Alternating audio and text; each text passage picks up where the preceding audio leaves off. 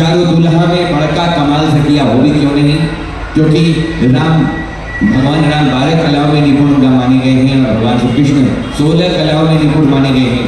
और ये मैथिली का लोकगीत जब मिथिला की अमड़ाइयों में बजता है, कविवर विद्यापति ने बहुत सारे गीत लिखे हैं और राधा की भक्ति की है।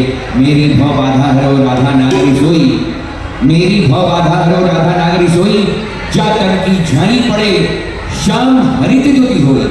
मतलब सांवले रंग के कृष्ण क्यों हो जाते हैं जब राधा की परछाई से कृष्ण पर पड़ती है, तो ये बड़ा ही गूढ़ प्रश्न है।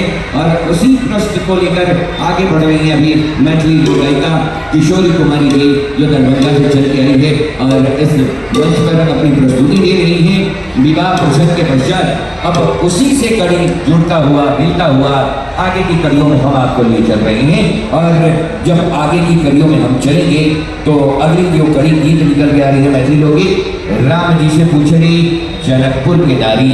अब क्या पूछ रही है हम और आप मिलकर सुनते हैं किशोरी कुमारी जी की आवाज में, जो मैथिली लोकगीत गायिका आपके मंच पर उपस्थित है और दूसरे गीत को ठीक तरह बोल कर रही है। तो सुनते हैं ये प्यारा सा खूबसूरत सा गीत, राम जी से पूछेगी जनकपुर की नारी।